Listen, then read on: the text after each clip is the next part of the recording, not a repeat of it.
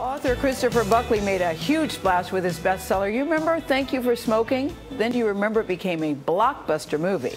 He is one of the leading names in political satire. His new novel focuses on China.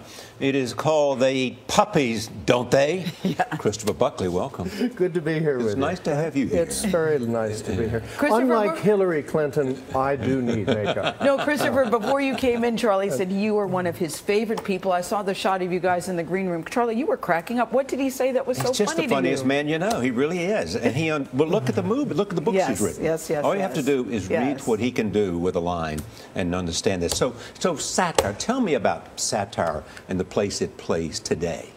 Well, satire is tricky in America today. You're in a losing competition with tomorrow's USA Today.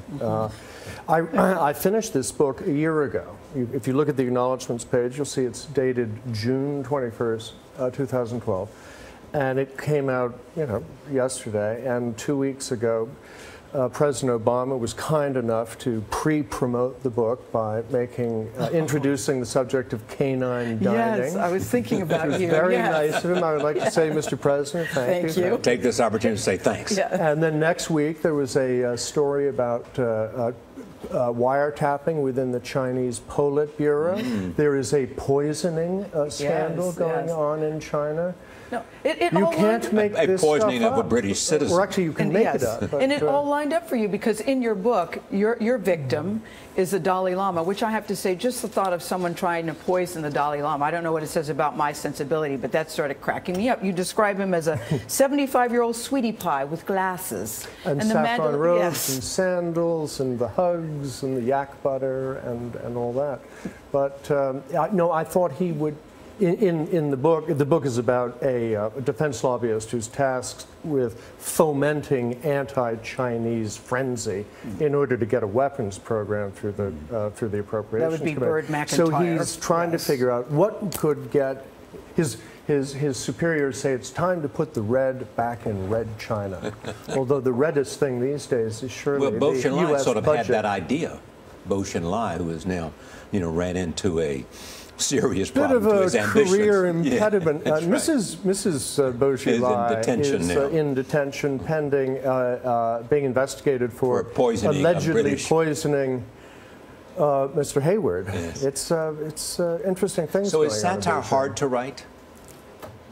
Well, writing is hard, as you know. Satire is, again, with satire, what you are up against especially in America is reality. So you want to keep it just this side of plausible, perhaps, which I don't always succeed in doing, but as many critics point out. But it is fun, satire. They say about your latest book, if I could mention the title again, because I even think that's humorous. If you could just hold the book up. Oh, I'd be glad to. They eat puppies, don't they? Yeah. Reasonably priced. Reasonably priced. They said people that like Buckley's work, it's $25.99. People that like Buckley's work will be that his record stays intact. His intention to amuse and offend is still very much there. Is that what you want to do, amuse and offend at the same time? Because you're an equal opportunity knocker against people. No, really, it's all about making money, Gail. And I'll do that any way I can.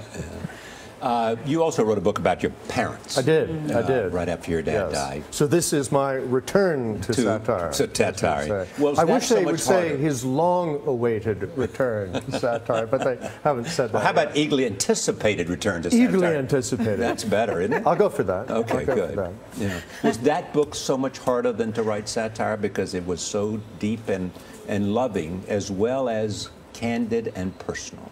No, that book actually, I won't say it wrote itself, but it wrote itself in 40 days, as a matter of fact. No biblical reference is intended there. But it wasn't a book I had to research. It was about my parents, both of whom died within the year. And I had no intention of writing it. And then one day I sat down and write it. They were two, larger than life people. You knew them quite well. Very well. And there is no one like Bill Buckley on the scene today. I mean, he really was not only an Well, there's Charlie icon, but Rose Susan. and there's Gail Penn. No, we're not like Bill no, Buckley. I'm not getting. I can't even get in the conversation Yeah. about Bill Buckley. No, I admired your dad very much. What was the most important thing that he taught you as his son? What did he leave you with? I won't say that I learned all the wonderful lessons that he imparted. He was a profoundly generous and patient man. He was a good man in so many ways.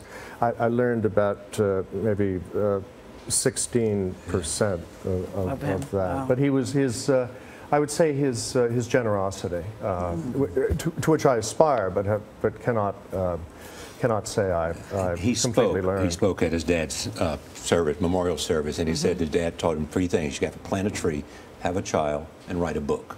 Well, that was actually Jose Marti. I was quoting Jose Marti, the great Cuban leader.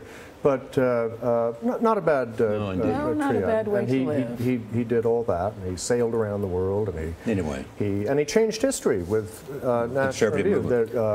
Many, not just. We have to remember another great person today, so I have to say thank you very much for coming here. Congratulations. I thank you. Congratulations. The book is called They Eat Puppies, Don't They? I like the title. It's now on sale at your favorite place to buy your books.